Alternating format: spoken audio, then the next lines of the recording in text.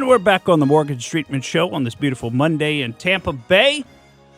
Boy, I tell you, we've got more stories on the hypocrites today, Pat George, because there's another story. This feeds right into what we just talked about with Arthur Pawlowski and the examples we used about Gavin Newsom and others.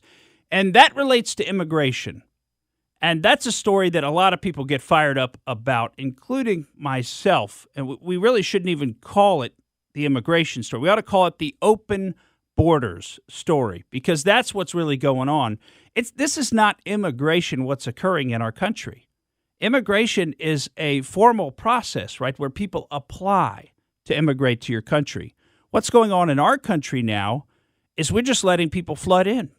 We don't even know who they are. We're letting them flood in. I don't know, how many do you think we catch? Do you think we catch half of them? Probably not. Probably don't even catch half. Whatever ones we do catch, though, what do we do with them? We release them. We catch them, and then we release them right into our country with a little piece of paper that says, hey, you got to show up one day.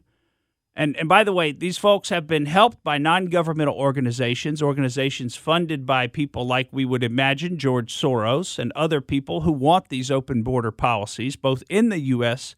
and in Europe. And these organizations teach people how to fill out the immigration forms. Hey, when you get there, tell the authorities, if they should happen to catch you, tell the authorities that you are applying for asylum, right? That's the game now, right? Apply for asylum. Everybody's applying for asylum. Well, you have to write down that you're fleeing. I mean, it's probably a checkbox at this point, right? Because don't even think anybody's going to have to compose this in their own head. Just check the correct boxes, right? Are you fleeing political persecution? Well, of course I am. Are you fleeing, gang violence? Yes, of course. This is what I'm fleeing. These are the boxes they check. And then we say, okay, that's enough to apply for asylum here. Forget the fact that you walked entirely through another country first to get here. You walked all the way through Mexico. You didn't start out in Mexico, but you walked through Mexico. Why didn't you apply for asylum in Mexico? That's what international law would require. And, of course, that's what the Trump administration was saying and was enforcing, and the Remain in Mexico policy, where we're not going to release you into our country. You're going to have to stay there while we wait to deal with your asylum application. Of course, the Biden administration did away with a lot of this. And regardless of whether they do away with it in actual law, in writing, they just don't enforce it, right? That's their angle. Hey, we just won't enforce the law. If we don't like the law, even though that's the job of the president is to enforce the law, he's the chief executive, so he's to execute the law. He doesn't do it, and his people don't do it. Alejandro Mayorkas, he just says, no, we're just not going to do that. That's not going to be one of our enforcement priorities. So we're just going to let people come in here.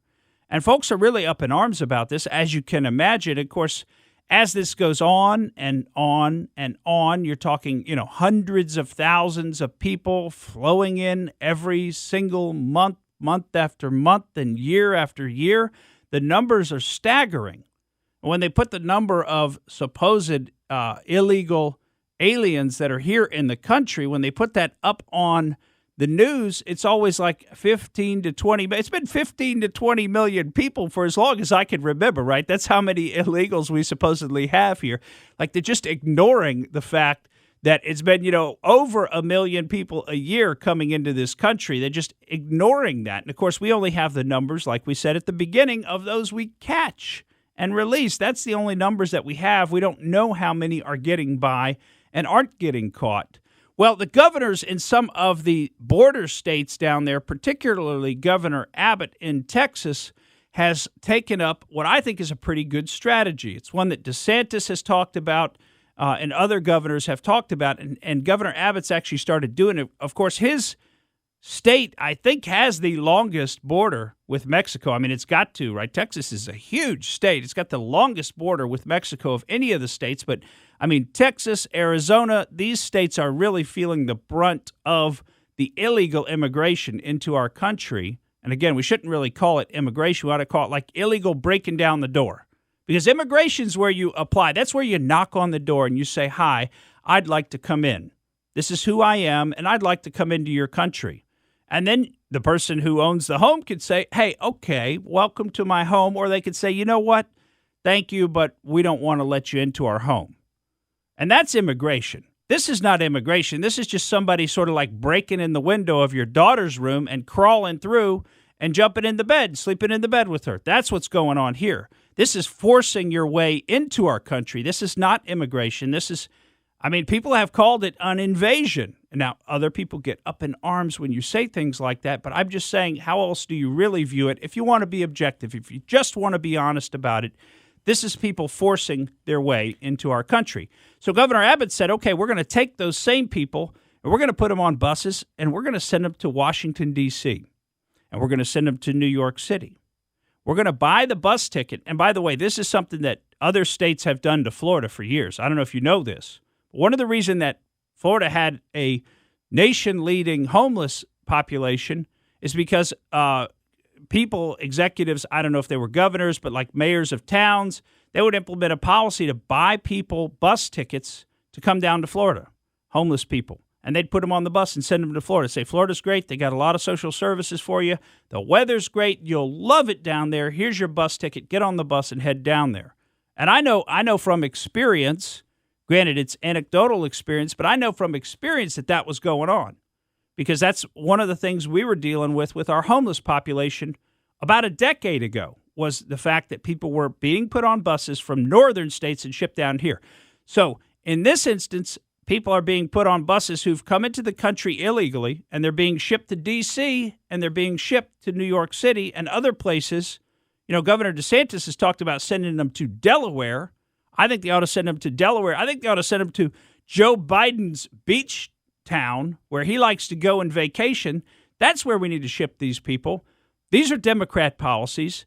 They're the ones that want the open borders policy, everybody come in. And the deal is, this is what's such a bunch of hypocrisy. The Democrats want you to take these people into your home. They don't want them in their gated neighborhoods. They don't want them in their homes. And by the way, if you didn't get this, I'm using letting them into your home as kind of an analogy. I'm not saying they actually want them coming into your homes. What I'm saying is it's an analogy. They want them coming into your places of business. They want them coming into your towns. They want them to live in where you live, the little people in flyover country.